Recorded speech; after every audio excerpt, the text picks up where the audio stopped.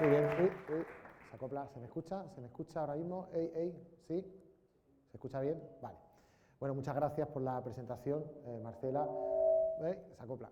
Muchas gracias a toda la gente de la Escuela Superior de Informática por invitarme a hablar aquí de mi libro, de mi historia. Gracias también a André, obviamente, por sugerirme. Y gracias a todos vosotros también por estar ahí, es un placer. No había venido nunca a la Universidad de Castilla-La Mancha, o sea que no está mal estrenarse así con un público tan bueno como vosotros.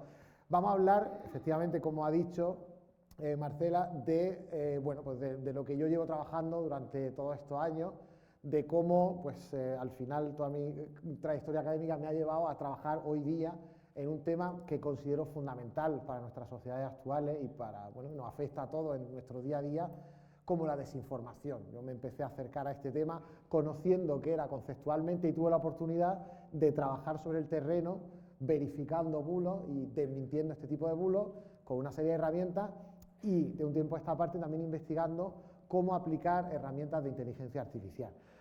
Para empezar, la primera en la frente. La imagen que veis ahí no es real. Ese no soy yo, eso lo ha creado Javi, porque yo la foto que vi fue esa. Pero, es decir, no nos podemos fiar ya prácticamente de nada de lo que veáis, y eso va a ser uno de los juegos que hagamos después, porque ya habéis visto, ¿no? Es decir, la capacidad que tiene la inteligencia artificial para generar imágenes es brutal, y esto hace que desconfiemos ya de algo que hasta hace no tantos años era un síntoma de verosimilitud de las cosas, la imagen, aunque veremos que esto también hace muchos años que se rompió. No voy a añadir mucho más a la presentación que ha hecho Marcela de mí, porque ese es el semblante. Yo empecé haciendo sociología, luego hice comunicación audiovisual y, bueno, pues por toda mi trayectoria acabé trabajando en temas de tecnología sobre todo, y preparé una asignatura para la UNIR sobre verificación.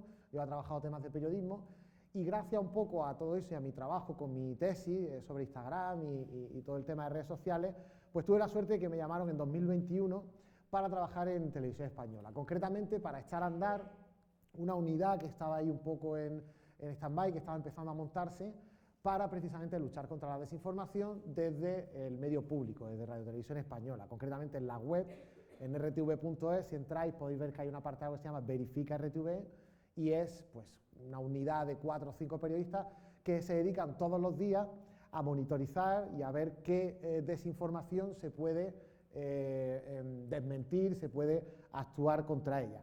La verificación es una parte fundamental del periodismo, es decir, el propio periodismo, el proceso del periodismo implica que haya una parte de verificar las noticias que te dan, de contrastarlas. Lo único que hace la verificación es desgajar esa parte del periodismo y convertirla en una especialidad propia. Es decir, hay periodistas especializados concretamente en esta tarea.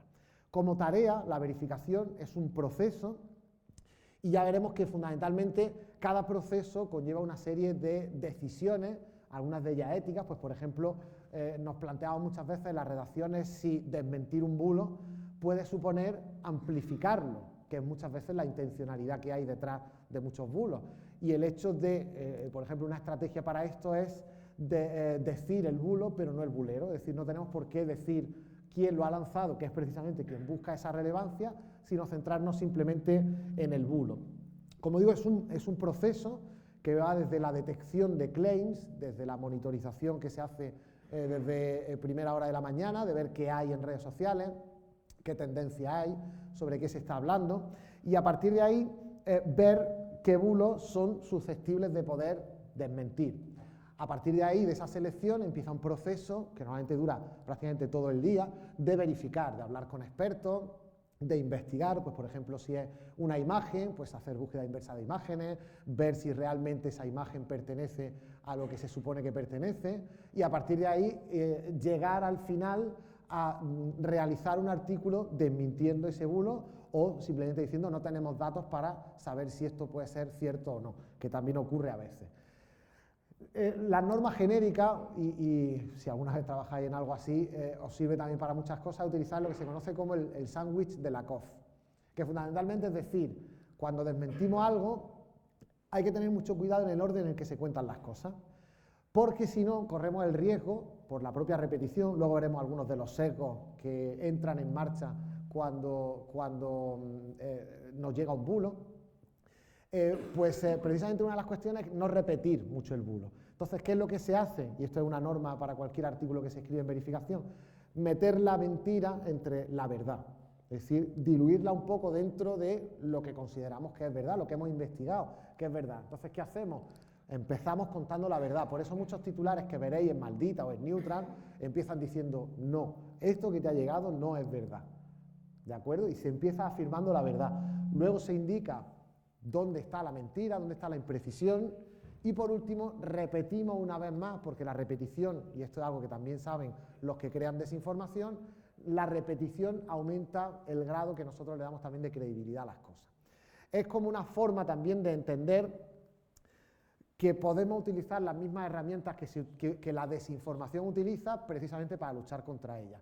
Y esto es lo mismo que hacemos con inteligencia artificial, como luego veremos. Bueno, el caso es que yo pues todo 2021 me lo pasé verificando bulos, desmintiendo bulos, algunos tan absurdos. Recuerdo el primero que hice, que fue cuando fue la Filomena en Madrid, uno que afirmaba que las bolas de nieve eran de mentira y las quemaban con un mechero.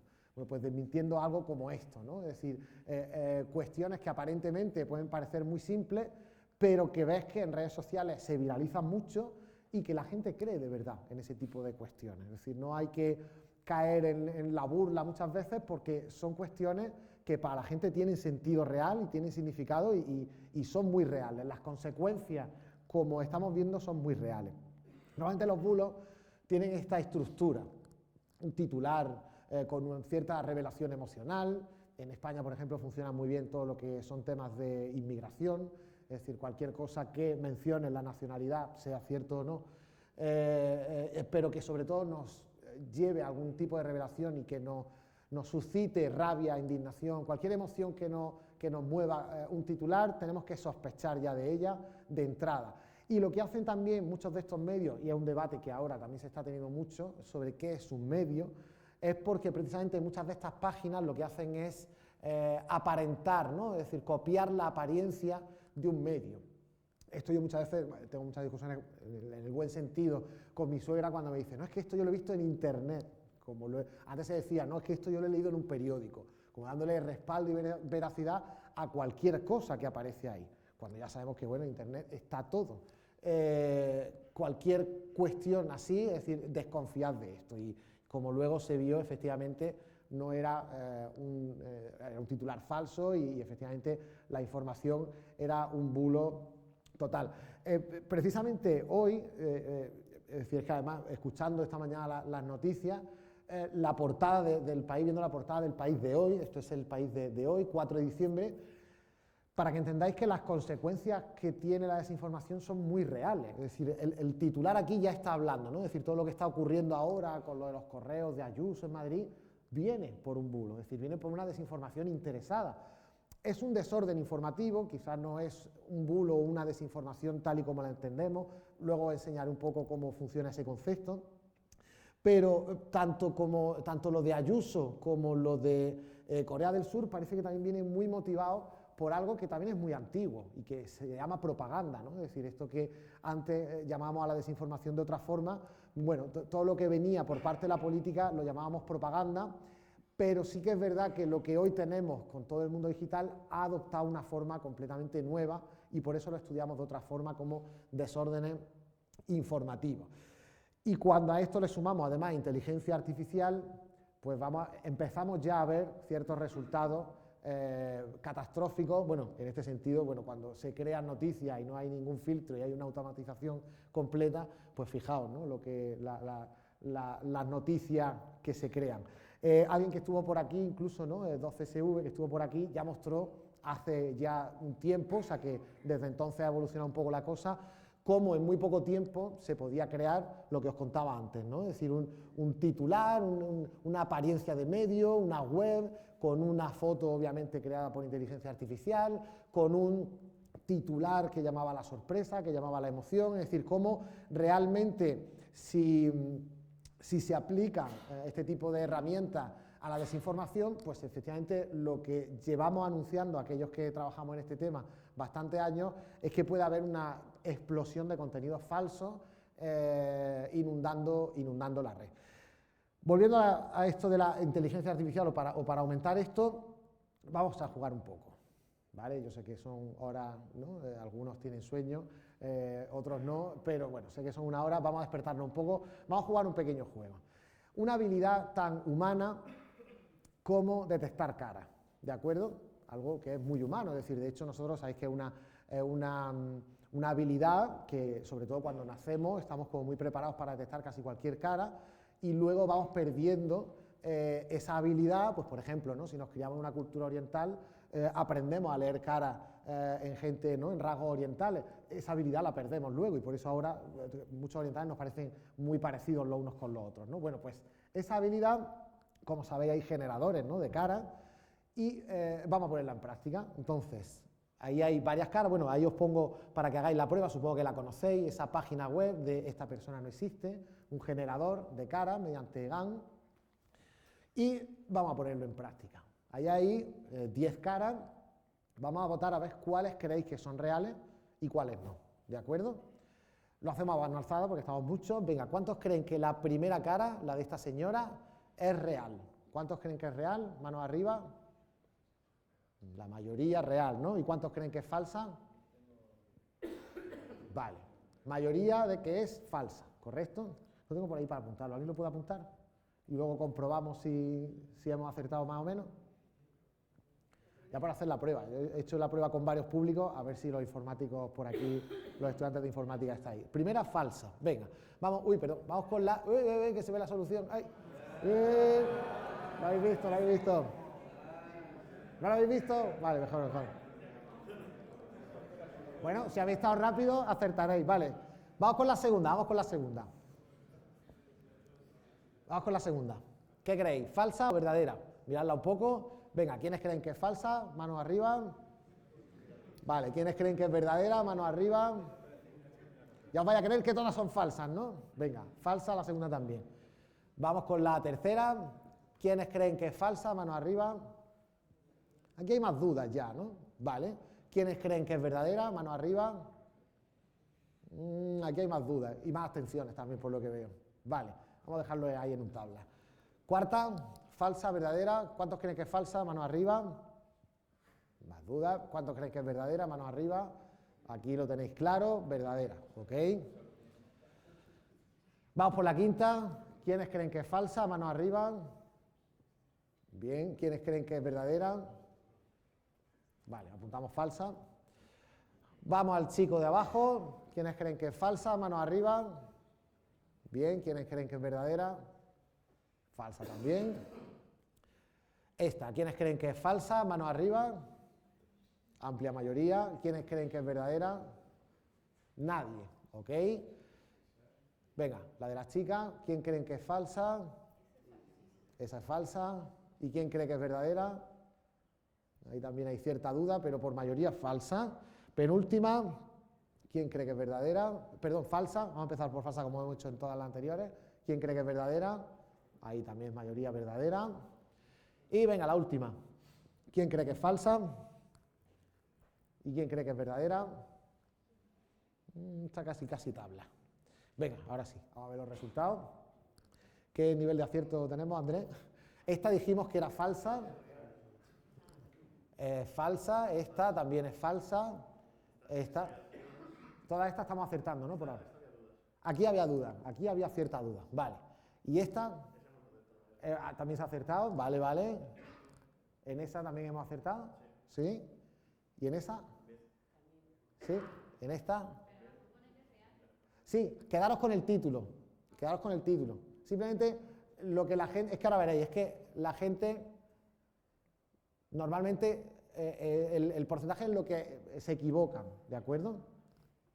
Pero esta es real. Esta es real. Y esta también. ¿Vale? En esta es la que se suele fallar bastante. ¿No? Esta es real. Esta es real. Inteligencia artificial y es real. Pero da igual. Es decir, el hecho es que cada vez nos cuesta más. Ya no importa que acertemos o no. Es que cada vez nos cuesta más. Y estos son caras. Es decir, es una habilidad más o menos establecida en el ser humano. Venga, seguimos. Vamos al siguiente nivel. Vamos a irnos un poco más allá de las caras. Escenas, imágenes. ¿Quién cree que es falsa? ¿Quién cree que es real? Venga, falsa, ¿cuántos levantan la mano? ¿Quién cree que es real? Que levante la mano. Es un poco la historia, ¿vale? ¿Veis algo raro en la imagen? ¿Algo raro? ¿No sabéis? Las manos es un elemento que suele fallar mucho. Las manos aquí, ¿sí? Hay algunos elementos que dan pistas, ¿vale? Las manos es algo que todavía no se genera bien. ¿Qué os parece esa foto? Venga, ¿quién cree que es falsa? Uno por ahí. ¿Quién cree que es real? La mayoría. Es falsa también. Está bien hecha. Hay algún detalle, pero ciertamente cuesta mucho, cuesta cada vez más verlo, ¿vale? La lengua es como muy larga y hay algo raro en las manos, por aquí también, pero en general da el pego, no engaña. Venga, otra. Aquí sí está un poco más claro, ¿no? ¿Lo veis o no? ¿Quién cree que es falsa? ¿Quién cree que es real? ¿Sí? La mano está también muy rara. Venga, otro ejemplo. Ahora sin persona, ahora no hay persona. Ahora es el típico plato de comida de Instagramer. Venga, ¿cuántos creen que es falso? Manos arriba. ¿Cuántos creen que es verdadero? También hay dudas. También es falsa, también. El caso es que el fondo, la difuminación, esto se va acercando ya mucho a una imagen muy perfecta, es decir, es muy probable que si este ejercicio yo lo repito con vosotros dentro de 2 años, todavía haya más dudas que ahora. Venga, esta. ¿Cuántos creen que es falsa? Bueno, miradla un poco, ver si hay algún detalle que os llama la atención. Venga, ¿cuántos creen que es falsa? Bien, ¿cuántos creen que es verdadera? Aquí hay duda, esta pasa por buena. Hay detalles como lo de la mochila y tal, pero en general esta está bien generada, es falsa también. Y la última, creo que es la última, bueno no, penúltima, y ahora os cuento por qué. ¿Qué os parece esta? ¿Cuántos creen que es falsa? ¿Y cuántos creen que es verdadera? Pues falsa también. Eran todas falsas, lo siento, os he troleado. La historia está, y viene aquí, y ahora va a colación con la imagen que voy a ver después, en que yo aquí no he detectado ningún, primero que no se le ven las manos, lo cual es un acierto del que lo haya generado porque sabe que es donde podía estar la cagada, pero no hay ningún elemento que a mí me sirva para decir, efectivamente, aquí falla la generación. Está muy bien generada. Cómo está, por ejemplo, generada la luz. Algún periodista dijo en un experimento que como que la luz no estaba exactamente correcta, pero yo creo que sí, la fuente de luz está ahí y va hacia abajo. Creo que es bastante plausible. Quizá que probablemente el logo, lo que tenga en la camiseta, no tenga mucho sentido. Pero bueno, una camiseta podría ser, tampoco es tan extraño. Os digo esto porque precisamente hace poco en un certamen de arte hubo una fotografía que ganó el premio y el propio autor, era esta fotografía, y el propio autor rechazó el premio porque mostraba que era una fotografía creada, generada, de esto hace ya un año, año y algo, y mostró que había sido una fotografía generada por inteligencia artificial y quería mostrar precisamente las dificultades que teníamos para distinguir este tipo de imágenes, en este caso un jurado profesional de un tribunal de un premio de fotografía, es decir, gente que está acostumbrada a ver fotografías y no vio esto. Es verdad que las manos se ve algo raro, pero al final cuela, ¿no? Es decir, no sabemos por qué, pero o bien en casos como la desinformación porque las tomamos como ciertas porque es lo que queremos creer, pero esto nos cuesta cada vez más, ¿vale? Vamos al siguiente nivel.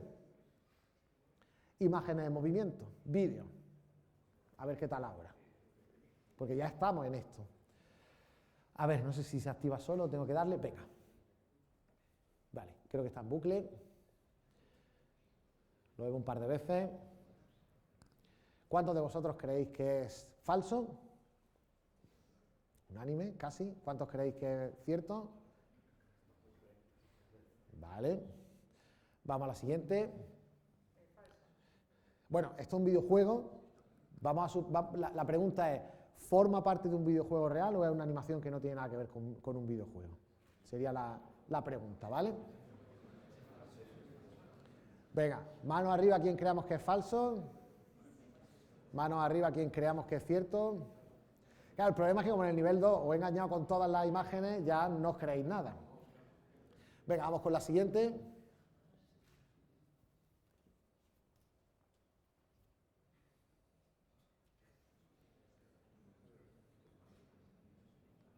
Manos arriba los que creáis que es falso. Manos arriba los que creáis que es verdadero. Aquí hay más dudas. ¿Quién ha visto algo de la mano? La mano se le da la vuelta.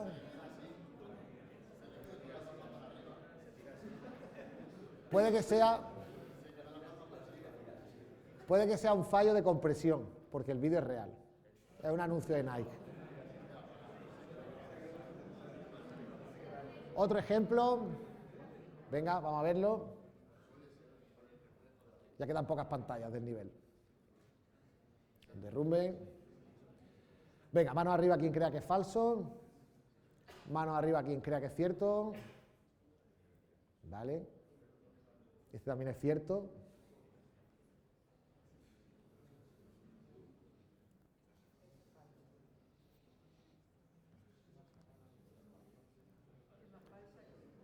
¿Sí? Mano arriba quien crea que es falso. Mano arriba quien crea que es cierto. Sí, este también es falso. Vamos a ver algún ejemplo más. ¡Ey! Nos lo he pasado un poquito. Ahí. A ver si echa a andar. Ahora.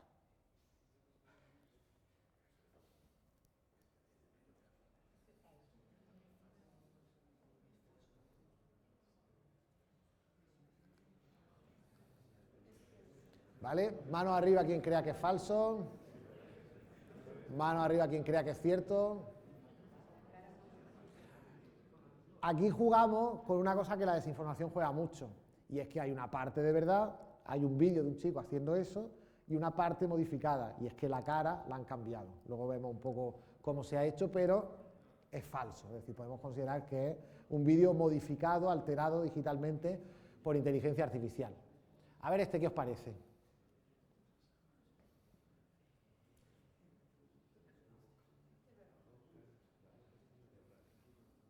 A ver cuándo entra el bucle. Vale, ¿cuántos creen que es falso?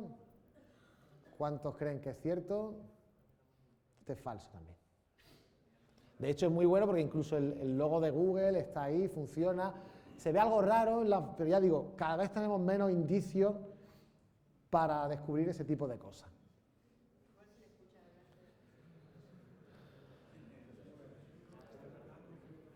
¿Vale? ¿Cuántos creen que es falso? ¿Cuántos creen que es cierto? Este lo habéis visto, ¿no? ¿Este os sonaba de algo? Es un efecto óptico, la cámara está al mismo tasa de refresco, al mismo nivel de frame, y por eso da ese efecto de falso. Es decir, ahora ya estamos llegando a otra cosa, y es, por ejemplo, unos artistas coreanos que simulan vídeos falsos, pero son reales. Es decir, que utilizan los mismos códigos de error que tienen vídeos para simular verosimilitud, en este caso, falsedad. Venga, creo que es el último o el penúltimo. A ver qué os parece este.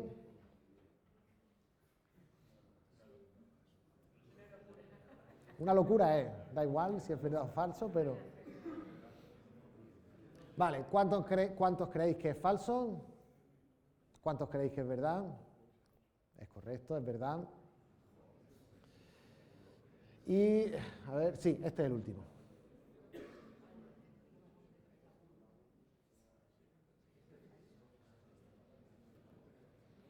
Un elemento además como el agua, líquido. Vale, ¿cuántos creéis que es falso?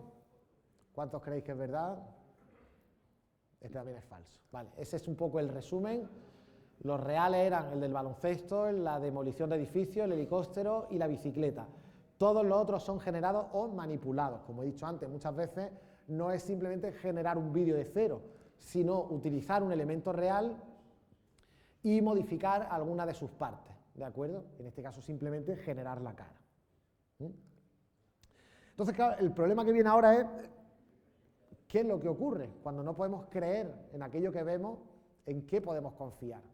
Y ese es uno de los grandes problemas que tenemos en nuestra sociedad, que tenemos una crisis de confianza, y esto se ha traducido de hecho también en una crisis de autoridad.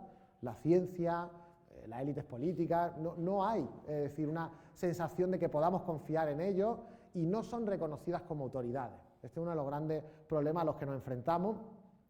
Y no es decir, esto viene de bastante lejos, ¿no? Es decir, esto de la propaganda y de manipular imágenes no es tampoco nada nuevo. Lo que sí tenemos ahora son nuevas herramientas para llevar mucho más allá esta propaganda o para, como estamos viendo en los desórdenes informativos, ir mucho más allá en todo lo que es amplificar y crear desinformación.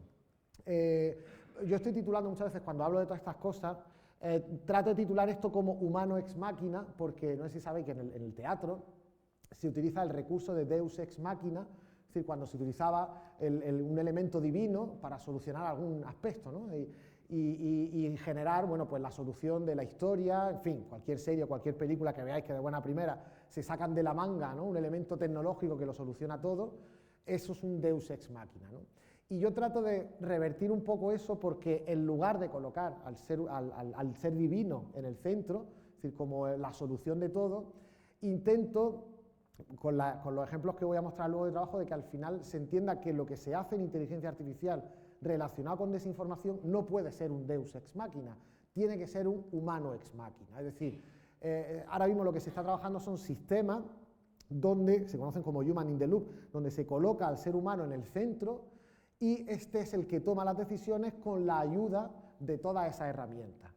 Las imágenes que hemos visto antes, pues tratamos de desarrollar sistemas que le digan al ser humano, con un porcentaje de tal, yo creo que en base a estos parámetros te diría que esto es una inteligencia artificial o no, pero no toma la decisión como tal, no es un algoritmo tampoco de caja negra, sino que busca que sea el ser humano el que tenga toda la información para tomar una decisión final, ¿vale? Y esto entronca con lo que luego os voy a contar.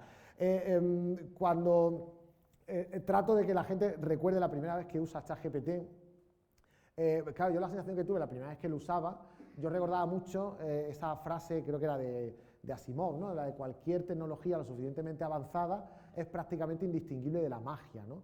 Y a mí me parecía mágico hablar con ChatGPT y que me respondiera y que parecía un ser humano. O sea, podría pasar el test de Turing, a mí me daba la sensación que sí, ¿no? O incluso el test de Voight-Kampff. Y esto nos lleva a lo que hay en el imaginario colectivo, en nuestra cultura, sobre la inteligencia artificial. Cuando hablo de inteligencia artificial, cuando hago charlas de inteligencia artificial, lo que la gente tiene normalmente en la cabeza es lo que hemos conocido por el cine, ¿no? Es decir, lo que entendemos por inteligencia artificial general o genérica. Pero obviamente esto no es lo que tenemos y no parece que vaya a ser lo que tengamos en los próximos años, por lo menos a corto o medio plazo. Esto de la inteligencia artificial, ya digo, yo intento explicarlo, hay que hacer como mucha didáctica también para que la gente se escape de ese imaginario colectivo, vosotros lo conocéis bien, ya nos estamos moviendo, ¿no? Hemos pasado algunas temporadas invernales en todo esto de la inteligencia artificial, pero en lo que concierne a mi trabajo, en la parte en lo que yo trato de explicar de manera divulgativa qué es la inteligencia artificial, la gente va comprendiendo cómo todo esto al final es como una consecuencia pues, de todo aquello que fue el Big Data, ¿no? Y todo ese paradigma de hace unos años, hemos ido acumulando tal cantidad de datos que ahora podemos predecir mucho más fácilmente los patrones y podemos hacer que las máquinas crean modelos que sean capaces de analizar, detectar ese tipo de patrones. Y esto va calando un poco, es decir, se va entendiendo en la sociedad. El problema, como he enseñado al principio, es que lo que se puede generar hoy día es increíble, es decir, se pueden generar vídeos muy realistas, como habéis visto, imágenes muy realistas, y claro, al principio esto no pasaría nada, pero como todas las herramientas estamos viendo que se utiliza pues, para generar imágenes que cuelan como ciertas, como este abrigo de Balenciaga del Papa, que la verdad yo también caí en él, yo también me lo creí, pero tiene esa parte oscura, como digo, es decir, se puede utilizar y se utiliza pues, para crear desinformación y por tanto utilizar todas esas herramientas que en principio pues, nos iban a ayudar mucho en nuestro día a día para generar más confusión todavía. Esto indica una intencionalidad clara, y es uno de los elementos que vamos a ver en el el concepto, en el propio concepto de desinformación que os voy a explicar, porque es que además, claro, el problema es que en apenas unos años, no sé si tenía por aquí el ejemplo también, ¿recordáis el anuncio de Lola Flores? Se hizo un anuncio, ¿no?, haciéndole el reface, ¿no?, cambiando la cara a una actriz para hacerla pasar por Lola Flores.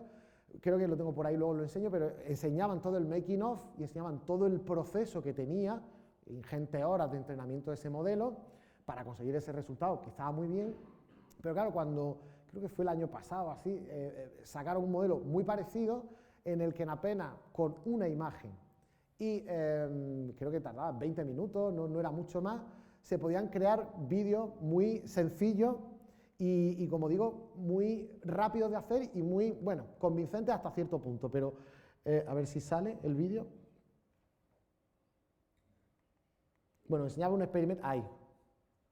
Es decir, un sencillo experimento, un vídeo grabado en 5 minutos con diferentes cambios de luz, con una imagen, solo una imagen, en este caso de Brad Pitt, y hice la prueba y la verdad, un modelo muy sencillo con unos resultados bastante confiables. Es decir, que la evolución que hemos sentido en estos últimos años ha sido brutal. Por eso digo, imaginaos esto aplicado a temas como la desinformación.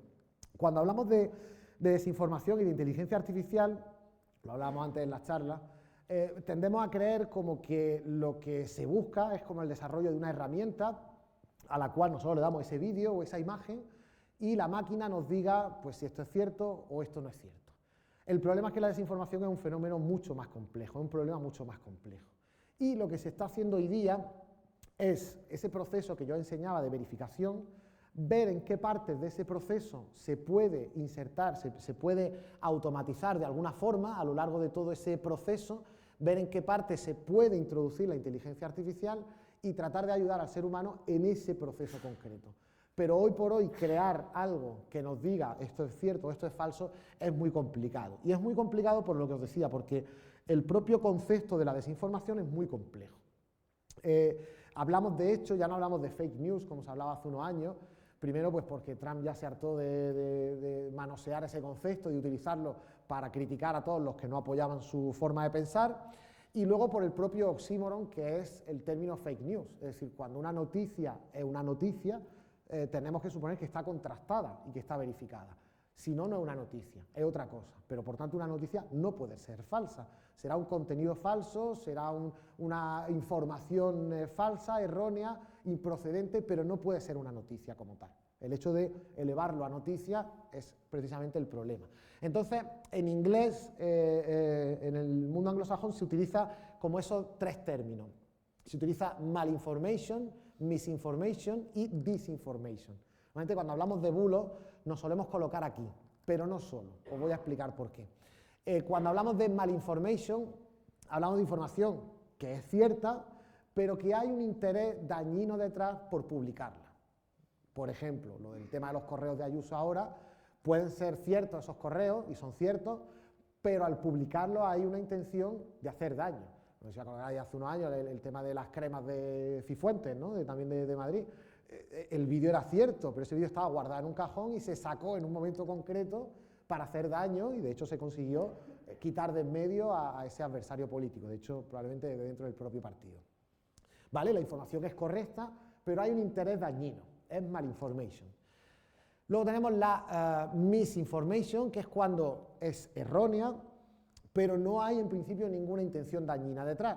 Por ejemplo, lo del Papa del abrigo de Valenciaga, en principio no hay ninguna intención ahí dañina.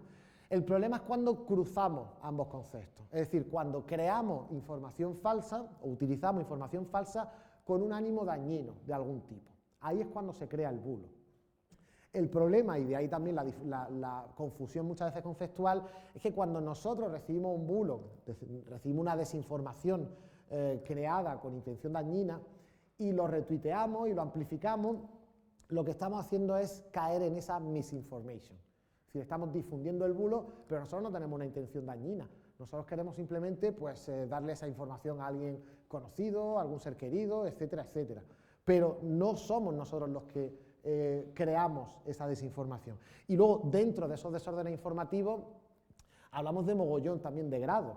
Es decir, aquí hablamos muchas veces de fabricar contenido, pero el hecho de utilizar la parodia, la ironía, los dobles sentidos, la sátira, todo eso también puede ser información falsa, de alguna forma. Esa es la complicación que tiene precisamente para que haya un modelo de inteligencia artificial que pueda saber bien de qué estamos hablando en cada uno de estos problemas. ¿De acuerdo? No es lo mismo la sátira, la parodia, que en principio no pretende causar daño, pero engaña, y de hecho ha pasado muchas veces, es decir, noticias del Mundo Today que la gente ha dado como ciertas y han colado como bulos. La intención de los autores del Mundo Today muchas veces no es llegar al bulo, pero sí engañar de alguna forma. Claro, el problema viene, y eso es lo característico de nuestra época, cuando nos movemos en unos entornos de información infoxicados, que se llama. Es decir, hay tanta información que nos cuesta discernir cuál es más correcta, cuál es más veraz, y además, y esta otra característica, ya no vamos nosotros a buscar la información. Es que aunque tú no quieras, esa información te llega a ti, te llega a tu móvil, te llegas con alerta, o alguien que tú conoces lo comenta en un vídeo de internet. Da igual, la información acá al final te acaba llegando. Lo que hay que preguntarse es por dónde te llega y quién te está haciendo llegar, con qué intencionalidad hay detrás. Por eso digo, con esto, es decir, por eso es por lo que no utilizamos este término, que como digo estuvo muy de moda y la gente todavía lo sigue utilizando mucho para referirse a lo mismo, pero ya sabéis que a partir de ahora podéis hablar de desinformación con mucha más propiedad. No es, por tanto, un fenómeno nuevo, es bastante antiguo, pero la forma, repito, que adopta en los últimos años, por velocidad, un poco también como el paradigma del Big Data, ¿no? Por velocidad, por variedad, por amplitud que consigue, es mucho mayor que lo que teníamos antes. El propio término sí que es verdad que adquiere una importancia cada vez mayor y fijaos que ese pico no es casualidad, es decir, coincide con toda la propaganda de la Segunda Guerra Mundial, pero tiene efectivamente un auge, sobre todo en los últimos años, y empieza en el terreno del texto, empieza en el terreno de las noticias, pero luego va más allá hacia las imágenes. Vamos a hacer otro juego, titulares. A ver cuáles creemos que son ciertos y cuáles creemos que son verdad. Porque en esto nos movemos también en un terreno tan saturado de información que ya hemos visto titulares tan extraños y noticias tan raras que tampoco sabemos muchas veces distinguir cuál es la anomalía de cuál es la real. ¿Cuántos creen que la primera es cierta? Levanten la mano. ¿Cuántos creen que es falsa la primera? La de Amazon. Vale. Segunda. Detienen a un hombre por llamar 2.600 veces a una compañía telefónica para no estar solo. ¿Cuántos creen que es falsa o cierta? ¿Verdad? ¿Cuántos creen que es verdad? ¿Y cuántos creen que es falsa? Aquí hay un poco más de duda. Uy, perdón. Que ya la he dicho. Ya la habéis visto. Bueno, da igual, las vemos. La de Jordi Pujol y la de plástico. Las falsas son las de Amazon y la de Jordi Pujol. Claro, la de llamar 2.600 veces es verdad, pues sí, ocurre. También es verdad que aquí se juega con los titulares porque no dice tampoco en qué periodo temporal, las cosas como son. Pero hay noticias que parecen tan increíbles que nos cuesta creerlas. Pero lo dicho, es decir, esto es tan antiguo como el hombre. Es decir, en el Imperio Romano se jugaba con la propaganda y se jugaba precisamente con las noticias para alterar, para criticar al poder, por ejemplo.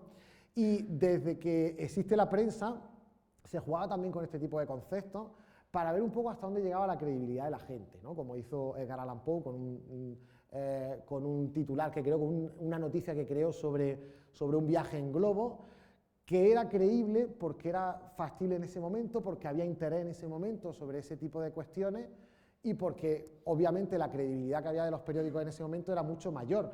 Pero como os decía al principio de esta charla, lo importante de todo esto es la consecuencia que hay detrás. Es decir, cómo mucha de la desinformación, en este caso de la propaganda, generaba unas consecuencias muy reales. La guerra de Estados Unidos con España, que provocó la pérdida de las colonias cubanas, etcétera, vino provocada por bulos como este, publicado intencionalmente por Estados Unidos. Y esto, cada vez que hay una guerra, se repite una y otra vez. Es decir, esta propaganda ahora adopta otra forma y en cualquier agencia de verificación os dirán que cada vez que ocurre algo como lo de Gaza o como lo de Ucrania, la invasión que reciben de vídeos descontextualizados, por ejemplo, o en la Dana también ha ocurrido, ¿no? Vídeos que parece que son de la Dana, pero no lo son, porque se dan en momentos de incertidumbre, donde necesitamos información y no la tenemos, es brutal. Y esto ocurre cada vez que hay un elemento de este tipo. Famoso, ¿no? Aunque tiene más de leyenda que de cierto, toda la conmoción que produjo la radiodifusión de la Guerra de los Mundos de Orson Welles, que también se tomó como algo cierto. Aquí en principio no había ese interés dañino, pero desde luego consiguió la publicidad que buscaba. Y probablemente son muy jóvenes, pero el 11M aquí en España fue una señal, un toque de cómo la desinformación, cómo los entornos tecnológicos estaban también empezando a cambiar muchas de estas cuestiones. En aquel momento no había WhatsApp, pero había SMS, y esto provocó también que, como el gobierno mantenía una línea de investigación o un relato oficial, y este relato no se creía, la gente se pudo organizar tecnológicamente y salió a la calle para protestar por esto. Pero ya en el 11M, es decir, en 2004, ya estábamos viendo que de lo que se trataba era de controlar la información, que esto ya lo veíamos que venía siendo desde la propaganda, y que venía por el control de las narrativas. Hoy día en la desinformación no importa tanto el bulo en sí, sino la narrativa que hay detrás, qué relato nos están contando. En fin, esto también es algo coherente con una sociedad en la que consumimos historias todos los días, en la que nos encanta ver series, películas, libros, consumimos historias y nos encanta que el relato que nos cuenten sea coherente y sobre todo que coincida con lo que yo pienso. Entonces, el problema de cómo se ha ido amplificando a lo largo del tiempo toda esta situación, hay como unos momentos muy concretos, y unos momentos muy concretos para una gente muy concreta que de esos eventos tomó buena nota y se dio cuenta de cómo funcionaba la información en el siglo XXI, en estas décadas, y buscó la forma de aprovecharla, es decir, de moverla para que funcionara a su manera, digamos, o por lo menos para vender el relato que ellos querían que se moviera en ese momento.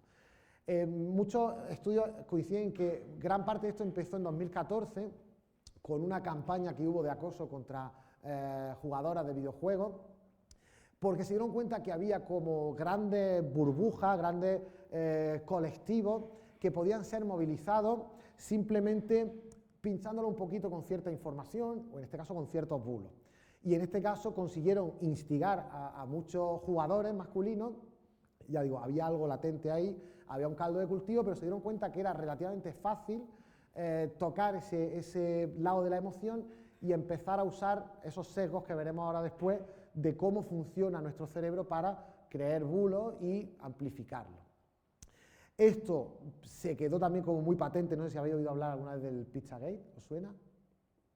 Había una narrativa que decía que las élites políticas de Estados Unidos celebraban fiestas donde, yo no sé si comían niños o, en fin, hacían auténticas barbaridades, y ese caldo de cultivo, es decir, se instigó hasta tal punto que hubo un tipo que fue al sitio donde supuestamente se hacía todo eso, escopeta en mano, para tratar de liberar a esos niños. No había niños, obviamente, ¿no? Aquello estaba vacío, era una pizzería normal y corriente, pero ese relato había calado hasta tal punto que alguien había decidido ir allí armado y tratar de liberarlo. En ese mismo año ocurre también la matanza de Sandy Hook, no sé si la habéis oído también.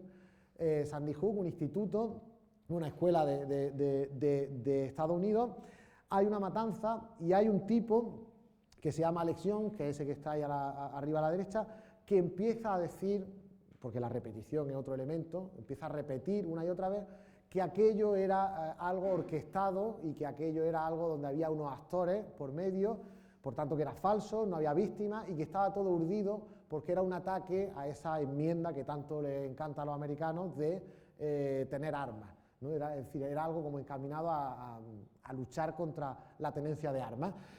Bueno, pues ya está condenado, es decir, ya se demostró que efectivamente todo lo que decía eran falsedades, pero todos los millones que él recaudó a partir de ahí, porque no olvidemos que uno de los intereses que hay detrás de todo esto es ganar dinero, es decir, no es repetir una mentira porque sí, sino muchas veces por ganar dinero, está condenado ya por esto, es decir, se demostró que esto ha ocurrido y hay una ley que en el fondo dice que cuanta más gente haya, en principio, en una conspiración, más complicado sería mantenerla. Cuando hablamos de elementos como este, cuando hablamos, por ejemplo, en la Dana de Valencia, hablamos de tantas miles de víctimas, eso sería muy complicado taparlo. y más en momentos como este en los que tenemos tanta información, los que es tan fácil sacar una foto y poder publicarla anónimamente. Pero, sin embargo, todos esos relatos de conspiración siguen manteniéndose.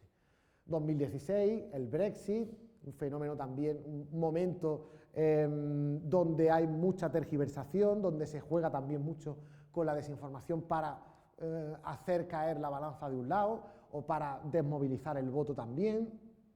Y esto, obviamente, llega a su aplicación práctica más completa consiguiendo la victoria de Trump, ¿no? Es decir, consiguiendo que un elemento tan disruptivo, a partir de todo lo que se introduce en la red, se consigue manipular una pequeña parte, muchas veces parece que es que se manipula todo, sobre todo una pequeña parte, porque cuando son momentos electorales tan ajustados, con movilizar, con interrumpir, con provocar una disrupción en una pequeña parte, puedes conseguir mover la balanza hacia un lado o hacia otro.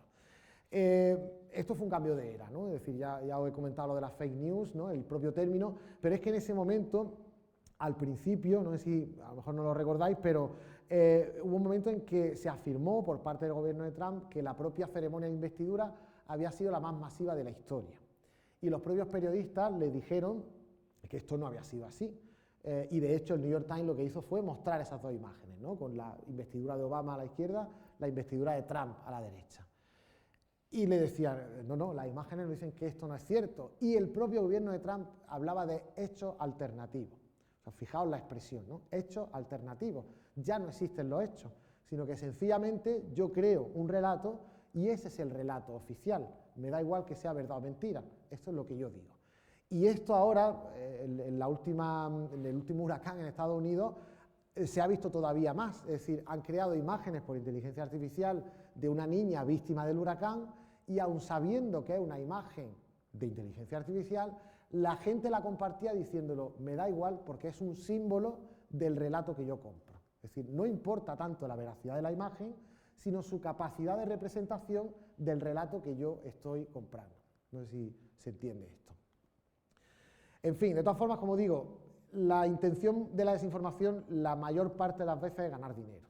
En el caso de las elecciones de Trump es muy conocido el caso de este pequeño pueblo en Macedonia del Norte llamado Veles, una ciudad que se dieron cuenta que se podía crear publicaciones en Facebook y ganar mucho dinero con esas publicaciones, y de hecho lo hicieron a una escala tal pues que cada uno de los que se encargaba de hacer estas cosas ganaba en torno a 4 o 5.000 euros al mes, en un pequeño pueblecito donde el sueldo medio apenas eran, creo que 600 o 700 euros. ¿Cómo? Manipulando esas publicaciones, publicando contenidos falsos que obtenían muchos clics y por tanto derivaban mucho hacia la publicidad. Uno de los bulos que se creó aquí alcanzó tal repercusión que llegó hasta la opinión pública, es decir, que llegó a todos los medios del mundo, originalmente como una noticia correcta, pero que luego se demostró que era falsa, que era que el Papa Francisco respaldaba al presidente Trump. Desde ese momento, bueno, el presidente Trump se da cuenta que puede decir lo que quiera, no hay ninguna consecuencia, y a partir de entonces empieza esa carrera por los relatos alternativos, por los hechos alternativos, y eso significa, tal y como verificó el fact-checker del Washington Post, en torno a 30.500 afirmaciones falsas que alcanzan un pico sobre todo después de que no sea elegido presidente en las siguientes elecciones, y este pico, sabéis con qué coincide, ¿no? Con el asalto al Capitolio. Es decir, algo que efectivamente, como digo, de nuevo, consecuencias muy, muy reales. Luego ya sí que supimos que precisamente se había aprovechado, ¿no? Es decir, para esas elecciones de Trump había habido una campaña completamente dirigida a través de Facebook por una compañía que se llama Cambridge Analytica, que construía unos perfiles de personalidad en base a unos juegos. De hecho los construía no solo de ti que participaba en el juego, sino de todos tus contactos de Facebook, y a partir de ahí veían cómo podían efectivamente manipularte o bien para que no votara o bien para que votara a Trump. Es decir, inferían un poco tu intención de voto a partir de todo eso. Y como digo, consecuencias tan reales como el asalto al Capitolio en Estados Unidos, o, se nos olvida muchas veces, en otros países donde también han estado buenos trampistas como Brasil. Todo esto, como digo, es decir, no es casualidad, en el sentido, no es una conspiración como tal, pero sí que es una serie de tipos, como Steve Bannon, que se dan cuenta que pueden aprovechar todo ese caldo de cultivo, pueden aprovechar toda esa confusión, pueden aprovechar que la información campa por su ancha y que hay mucha gente que quiere creer esos relatos. Es decir, que al final se puede hacer esa manipulación mucho más fácil que antes. Simplemente se trata de ir personalizando el mensaje para ver qué relato es el que a ti te interesa. Y un poco, como decía Guy Debord, vivimos en un momento en el que ya esos conceptos, ¿no?, de verdadero, de falso, se ha hablado de posverdad, pero lo verdadero y lo falso no importan tanto como lo emocional, es decir, como al final, antes lo hablábamos también, como al final vota o tomas decisiones políticas en torno a lo que a ti te emociona o te impacta algo, no como una decisión racional. Y jugando sobre todo con los significados. Y luego hay otro gran problema, y es que el bulo siempre va a correr mucho más y siempre va a llegar mucho más allá, mucho más lejos que la propia verificación que nosotros hagamos del bulo. Cuando alguien publica un bulo y se hace viral, el hecho de que yo ahora verifique a lo largo de todo el día, mientras el bulo sigue cogiendo velocidad, y publique, ya se ha viralizado, ya ha llegado a mucha más gente, pero es que además lo que yo publico como verificación de ese bulo no llega a la misma gente. Y ese es también el otro problema. Aquí se está trabajando en verificación en lo que se llama pre-banking, y es, antes de que algo se viralice, tratar de atajarlo. Pero como digo, los tiempos, la velocidad con la que se mueve la información es cada vez más complicado. Entonces, al final, una de las cosas que quiero que entendáis es lo difícil que es verificar, pero lo importante que también es verificar. Y da igual el signo político, aquí da igual por un lado o por otro. Cuando esto se publica, también sin intención dañina, empieza a verse también, y esto ya hace tiempo, sobre todo porque todo lo que se ve de las manos tan mal hechas, se ve como mucha gente compra también este relato. Es decir, ya digo, no tiene nada que ver con signo político, sino que tiene que ver con cómo creemos en aquello que entendemos que es plausible, que es posible, que puede ser real y que además nos encaja en nuestros esquemas mentales, ¿no?, de algo que puede ser cierto. Y además, como decía Mark Twain, es mucho más fácil engañar a la gente que convencerla de que hemos sido engañados. Es decir, porque implica como romper una parte de nuestra estructura mental a la que no estamos normalmente dispuestos a renunciar. Hace poco también lo vimos, además, y tiene que ver con uno de los grandes problemas de los bulos. Muchas veces no se trata de ver por dónde sale el bulo, sino que en el momento en el que hay alguien de la élite política, alguien, un influencer o alguien que da voz a ese bulo y ahí lo amplifica, ahí es cuando tiene ese problema. Es decir, antes de eso, lo que ocurría supuestamente en los habitantes de Springfield, bueno, estaba ahí en el terreno de las redes, de Telegram, ¿no?, de algunos pequeños círculos. En el momento en el que Trump saca ese bulo y lo pone en un debate presidencial, es cuando realmente ese bulo alcanza la repercusión que probablemente sus autores querían. Este sí lo habéis visto, ¿no? Este bulo, ¿sí? ¿Tenemos sonido? Vale, lo digo porque el gran problema es, como digo, la élite. Es decir, cuando al final este tipo de personas que tienen una situación privilegiada como altavoces secundan, amplifican muchos de estos bulos, es cuando verdaderamente alcanzan toda la repercusión que pueden llegar a tener este tipo de bulos. Y todo esto además lo mezclamos con lo que está ocurriendo hoy con algunas redes sociales como X, es decir, que consideran que son los auténticos medios, que los medios tradicionales no te cuentan la verdad. Eso también es otro típico mensaje de los buleros, y que todas las opiniones están al mismo nivel, ¿no? Y antes lo estábamos hablando, antes lo hablábamos en el café, pues esto al final implica que cualquier opinión tiene la misma validez, cuando esto no puede ser así. Es decir, cuando mi opinión sobre física nuclear pues no vale una mierda, pues obviamente no puede estar al mismo nivel que alguien que de verdad entiende de ese tema. Y las redes sociales lo han democratizado, han igualado todas esas opiniones y han hecho parecer, como efectivamente le interesa a gente como más, que todos somos medios de comunicación, cuando en realidad no es así. ¿Esa imagen es cierta o es falsa? ¿Da igual? ¿Sí? ¿Cuántos creéis que es falsa? ¿Cuántos creéis que es cierta? Es cierta, fue el último lanzamiento. ¿Y esa también? ¿Esta es falsa? ¿Cuántos creéis que es falsa? ¿Cuántos creéis que es cierta? Esta es cierta. Esta es, todas esas cosas que vende Trump, bueno, pues también vende guitarra eléctrica. Si alguno quiere, esa es la que vende aquí Trump. Entonces, como os digo, el gran problema es quién vende, es decir, quién está difundiendo esa desinformación, que es una de las preguntas que tenemos que hacernos cuando nos llega cualquier bulo, por dónde nos viene, porque esto, como digo, ya no es solamente que la élite amplifique muchos de estos mensajes, sino que también son los propios impulsores de este tipo de cuestiones, y lo que hace muchas veces es redirigir la atención, el tráfico hacia estas webs, que lo único que quieren es que hagas clics y que por tanto genere publicidad y anuncios. ¿Tenemos audio? Si pincho algo aquí en el ordenador, ¿tenemos audio? ¿Sí? ¿Tenemos? Vale. Un pequeño descanso de 2 minutos. Supongo que lo habréis visto. A ver si salta.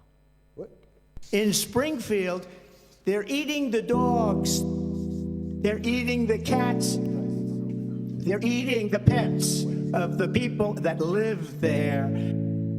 They're eating the dogs, they're eating the cats, they're eating the pets of the people that live there. People of Springfield, please don't eat my cats. Why would you do that? Eat something else. People of Springfield, please don't eat my dog. Here's a catalog of other things to eat. They're eating the dogs, Whoa, whoa, whoa, whoa. they're eating the cats, Meow, meow, meow, meow. they're eating the pets of the people that live there. They're eating the dogs, Whoa, whoa, whoa, whoa. they're eating the cats, Meow, meow, meow, meow. they're eating the pets of the people that live there. They're eating the dogs.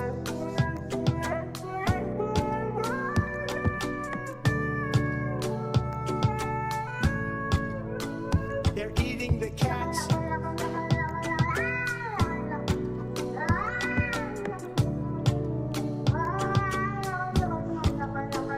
They're eating the dogs. Whoa, whoa, whoa, whoa. They're eating the cats. Meow, meow, meow, meow. They're eating the pets of the people that live there.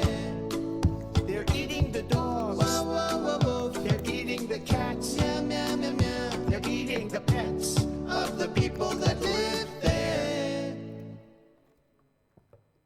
Vale, si no lo habéis visto, es espectacular porque además, claro, lo que hace algo como esto es un meme, no hace mucha gracia, pero amplifica el bulo, aunque no lo queramos. Vale, muy rápidamente, los últimos 5 minutillos, un repaso a lo que os decía antes. ¿Cuáles son los sesgos que entran en marcha? Es decir, ¿por qué acabamos creyendo en este tipo de bulos? Porque hay gente que cree en bulos tan extraños como, pues eso, como que la gente come perro y gato en Springfield. Y uno de ellos tiene que ver, uno de los más importantes, el sesgo de confirmación, que es lo que dice esta viñeta. Es decir, pero ¿cómo va a ser mentira si dice justo lo que yo pienso? Es decir, cuando algo os case muy bien en vuestro esquema mental y reafirme todo aquello en lo que creéis de una forma además emocional, entendéis que muchas veces ese sesgo de la confirmación nos resulta más fácil seguir confirmando aquello en lo que ya creemos que tener que revisar nuestras creencias y cambiar algo de ellas. Esto es una máxima fundamental. Si a esto le juntamos síndromes como el sesgo, sesgos como el sesgo de anclaje, es decir, el hecho de que nosotros la información en la que creemos, dependiendo del contexto y de cómo va anclada, también nos la vamos a creer mejor. Es decir, si en un grupo en el que normalmente se tiene una mala opinión sobre la inmigración, se publica una noticia donde hay algún inmigrante afectado o implicado en la noticia, va a ser más fácil que nosotros lo creamos en ese contexto. Esto en el marketing es lo que se hace con los precios, es decir, nosotros tendemos a ver mucho mejor el precio de los 15 euros al lado del 30 tachados que si lo vemos solo, porque estamos anclando esta información a otra información que va pareja con esa, ¿vale? El efecto de falso consenso, que tiene que ver con esas cámaras mediáticas, burbujas de eco, es decir, los algoritmos al final están provocando que nosotros cerremos nuestro círculo de gente con la que contactamos en redes sociales, que piensan como nosotros, que creen en las mismas cosas que nosotros. Y esto rebota, es decir, al final entendemos, llegamos a pensar que ese es el consenso que hay sobre determinados temas y que existe también fuera de esa burbuja en la que nosotros existimos. Es decir, aquellos que piensan que España se rompe de esa repetición constante y por creer dentro de esa burbuja en la que se mueven que todo el mundo opina lo mismo, acaban creyendo que efectivamente toda la gente cree que eso es lo que está ocurriendo. Dice eso, dice chemtrails o prácticamente cualquier tema. El sesgo de disponibilidad, que en función de nuestras propias experiencias juzgamos también mucha de la información que ocurre. Yo esto, por ejemplo, lo he visto en el tema de los malos tratos. Si conocemos a alguien que parece que ha pasado por el tema de una denuncia falsa, tendemos a pensar que es que muchos malos tratos pasan por el tema de las denuncias falsas. Y también hay que tener mucho cuidado, es decir, nuestra experiencia es una parte limitada de la realidad, pero esto no somos conscientes muchas veces o es complicado romper ese sesgo porque nos basamos en aquello que conocemos. Es complicado pasar de ahí. El efecto de Dunning-Kruger, que también es muy buena, y es que cuando tenemos muy poca información, desconocemos lo que no sabemos de eso. Entonces, con apenas poca información nos creemos los putos amos. Ya sé de esto. Esto a mí me pasó también hace poco con la Dana de Valencia.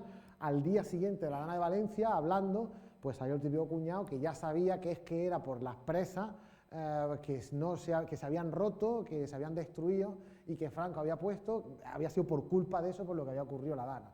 Es decir, era ya un puto amo de la conferencia hidrográfica, ¿no? O sea, ya sabía, ¿no?, de hidrografía más que cualquier experto. Esto tiene que ver también con esa capacidad que tenemos ahora de opinar de todo, ¿no? Es decir, esa necesidad que parece que tenemos de tener que saber de todo y tener que opinar de todo. Y último sesgo, el sesgo de ilusión de verdad, y que tiene que ver con la repetición. Y a mí esa viñeta del roto me gusta especialmente porque no importa que te creas el bulo como tal, importa que oigas ese bulo y que lo oigas por otro lado y que lo oigas por otro lado, porque esa repetición en sitios diferentes va a hacer que sea mucho más creíble para ti y va a hacer que sea más, como digo, más creíble, más veraz para ti, aunque no lo sea. Y todo esto genera además un clima de incertidumbre y de desconfianza que ayuda precisamente a que ya no te creas ni lo cierto ni lo falso. Para que veáis también la importancia, ¿no? Hace poco El País precisamente le dedicaba una portada completa y varios artículos a la importancia de la desinformación.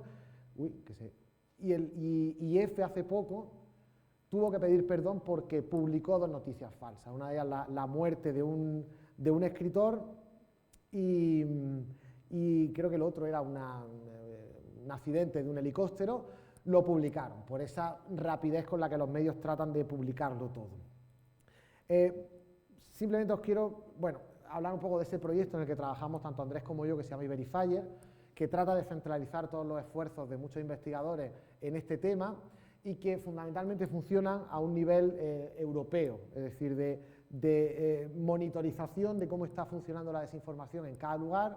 Esto es una gran apuesta que hay en Europa y que funciona regionalmente en cada región de Europa, tiene su propio hub.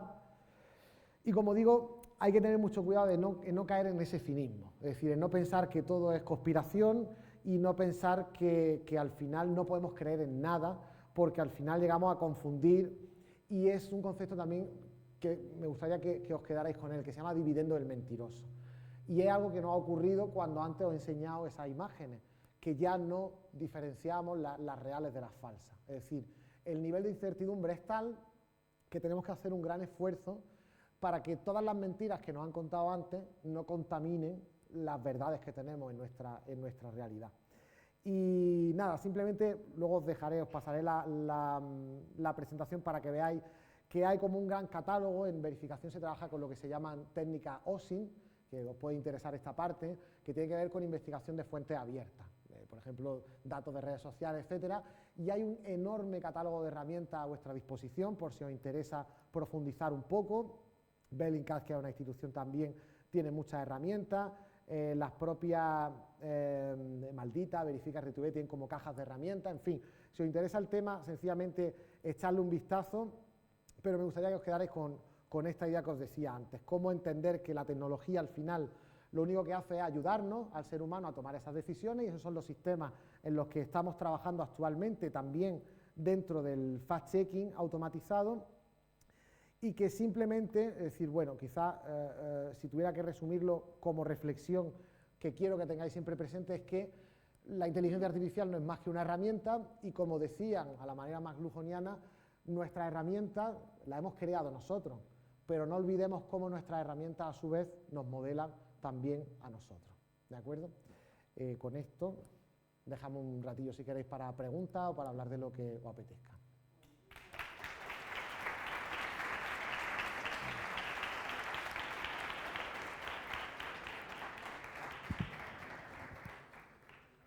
¿Tenéis alguna pregunta? Espero no haber ido muy rápido ahí, muy tal. Hola, buenos días, muy bien, enhorabuena.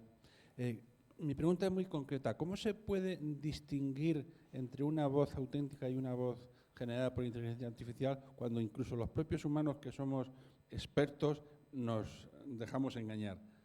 ¿Qué parámetros se vigilan?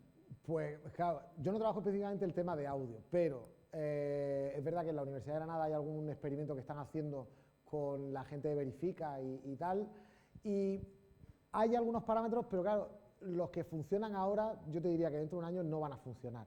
Es decir, las voces sintéticas, de hecho, es una parte en la que se está avanzando bastante, y es más fácil que hacerlo con el vídeo.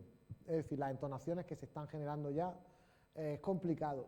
Yo iría al final a ver el error, pero como cada vez se está perfilando más, pues es complicado verlo. Quiero decir, el error en, si hay errores en un discurso, si hay momentos en los que ese discurso se atasca, es probablemente humano. Si es demasiado perfecto, pues probablemente sea una inteligencia artificial.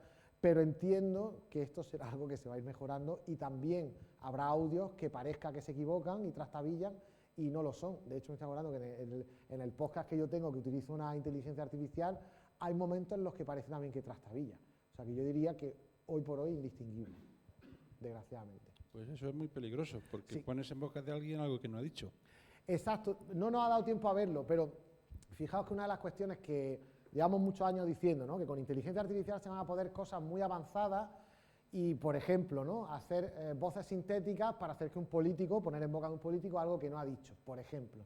Pero lo cierto es que hasta ahora funcionan mucho mejor aquellos vídeos que simplemente ralentiza y parece que está borracha la persona, funciona mucho mejor que crear una nueva voz. No sé si me explico. Es decir, muchas veces una pequeña manipulación de algo funciona mejor que una manipulación completa, una generación completa de algo. O sea que si son inteligentes, como son muchas veces los desinformadores, simplemente alterando pequeñas cosas, en este caso un audio, solo una palabra, no generando todo un audio, se va a conseguir un efecto mayor que si generas todo el audio. Pero sí, es bastante peligroso. Audio, imagen.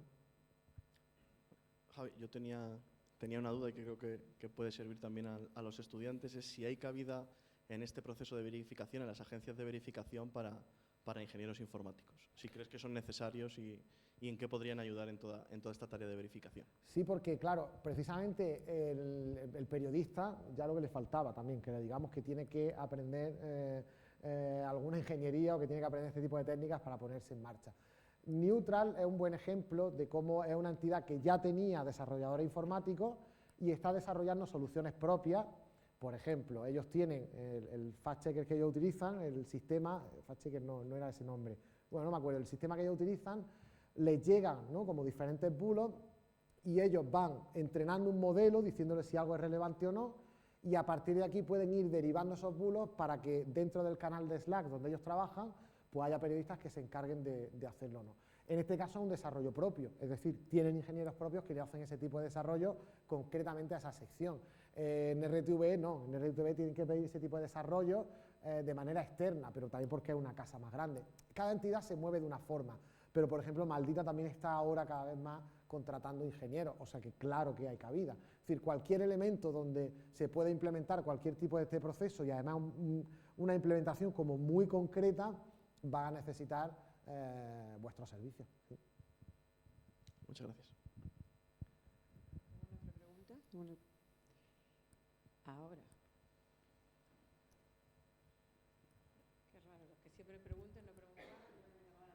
Buenas, Hola. gracias.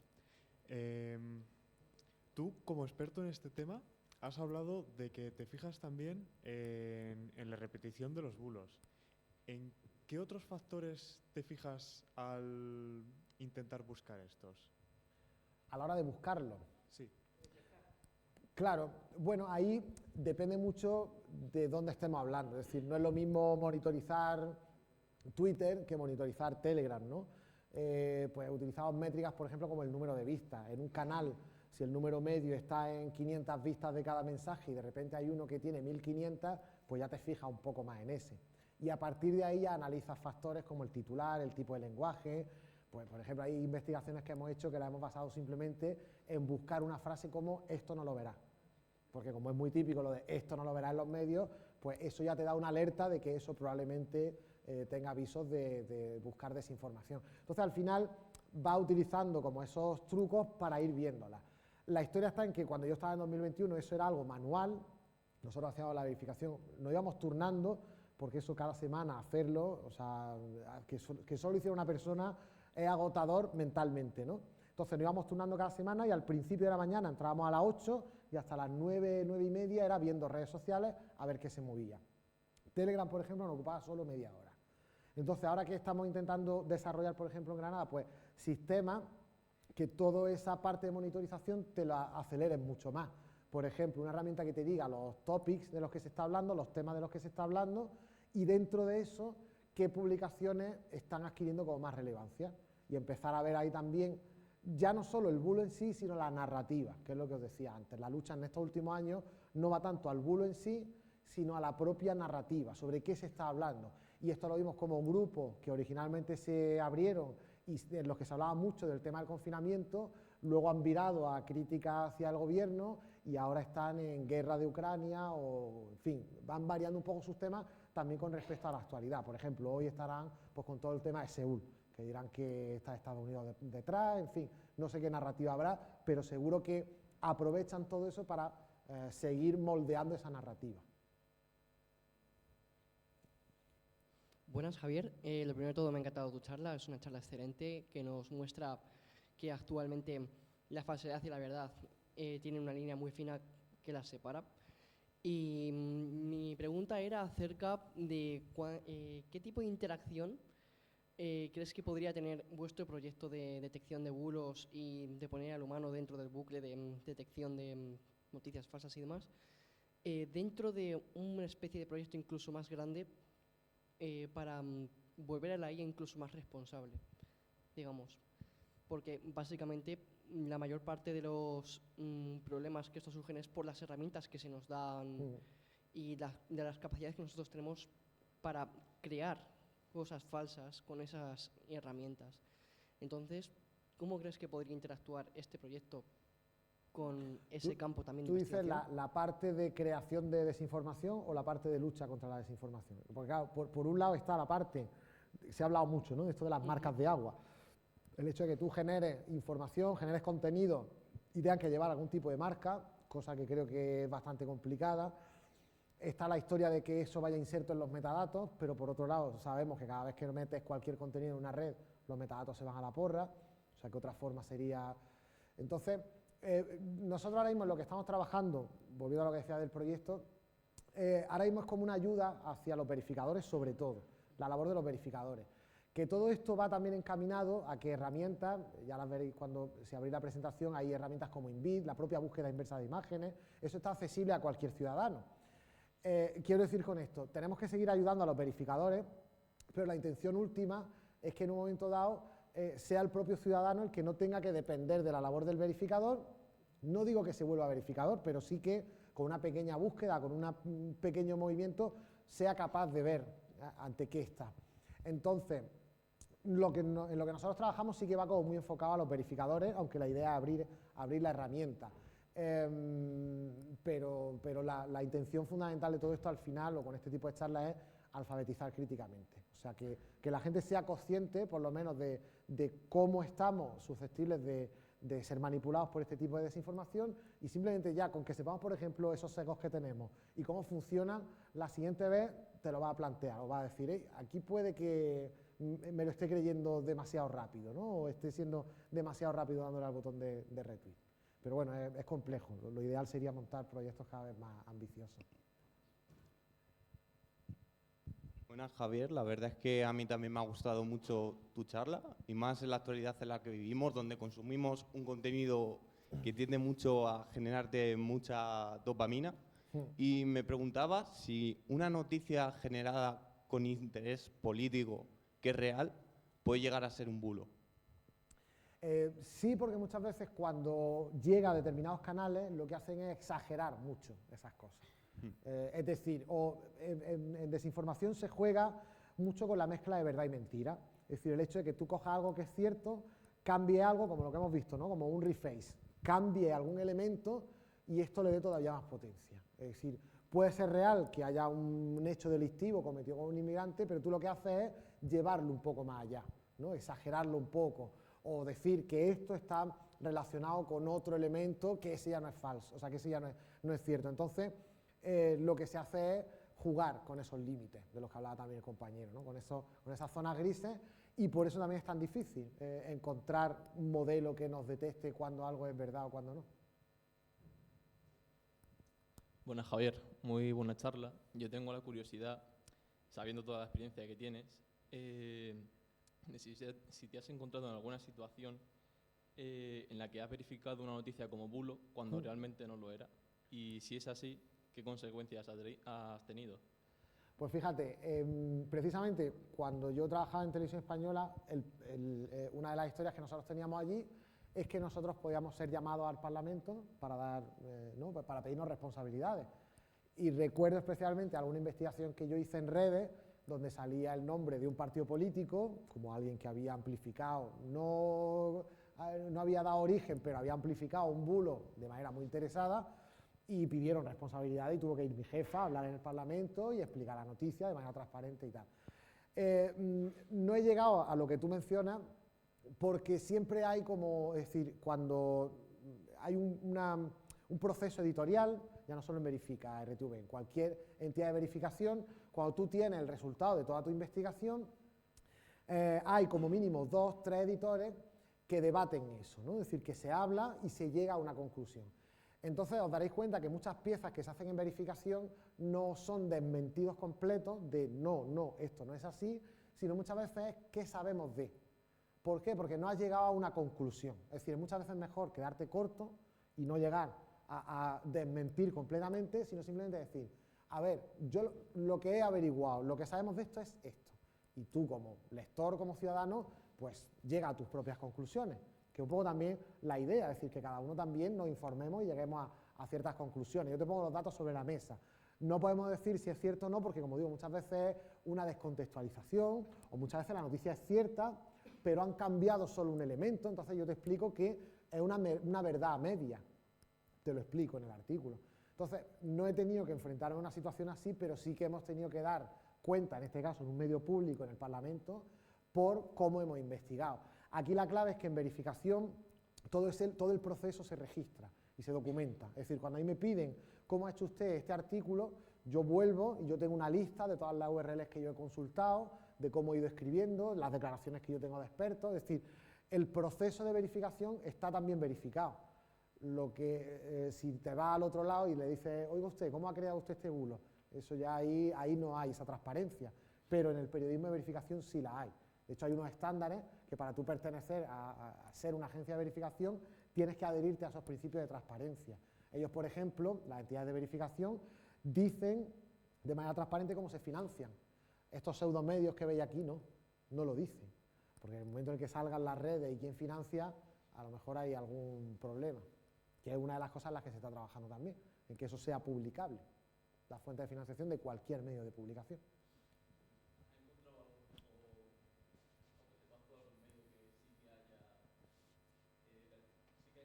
Sí, es muy famoso el caso del País. Hace muchos años publicó una foto de Chávez, Venezuela, enfermo, además era portada. Chávez está enfermo, Chávez se está muriendo, y foto de portada, Chávez. Y la cagaron, tomaron una mala decisión. ¿Qué es lo que hace el periodismo? Corregirse. Es decir, ellos lo que hicieron primero fue retirar todas las portadas y al día siguiente publicaron una rectificación y explicaron en qué se habían equivocado.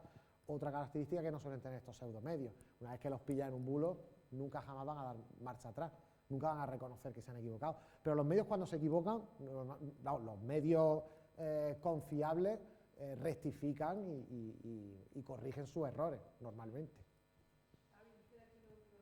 Sí, súper rápido. ¿Hasta qué punto crees que la gente va a perder la confianza en los verificadores porque la narrativa les interesa? Me explico, si les llega un bulo y les interesa saberlo y les interesa creerlo, ¿hasta qué punto crees que los verificadores van a pasar un papel secundario en el que no van a tener tanta relevancia como ahora? Simplemente es que, dependiendo para quién, los verificadores directamente no tienen ninguna relevancia. Quiero decir, para mucha gente los verificadores son herramientas del poder mediático para desprestigiar a aquellos que cuentan esa verdad alternativa y por tanto no tienen ninguna relevancia. Por decirlo de otra forma, Broncano está ahí en la revuelta porque al poder político de turno le interesa. Ese es el relato que yo te vendo. No es cierto, pero funciona como relato. Pues un poco lo mismo, en el relato alternativo los verificadores son perros guardianes de los medios de comunicación que han creado eso para señalarte supuestas mentiras, porque yo lo que te cuento es la verdad. ¿Entienden, no, la conexión? Bueno, muchas gracias, Javi, por la charla. Lo que yo me planteaba es que esto es como muy...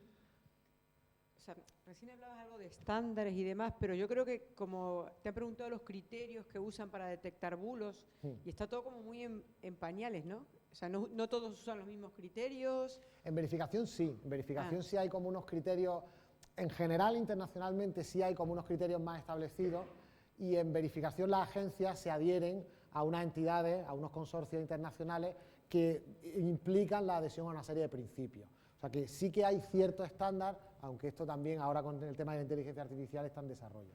Pero bueno, hay bastante campo de investigación. Vale. Bueno, vamos a terminar la charla con un aplauso a Javi y agradecerle mucho por haber venido. Y le vamos a dar un regalito. Muchas gracias. Muchas gracias. A vosotros por invitarme. Muchas gracias. Y recuerden que el 11 tenemos la última charla del ciclo, que también promete mucho.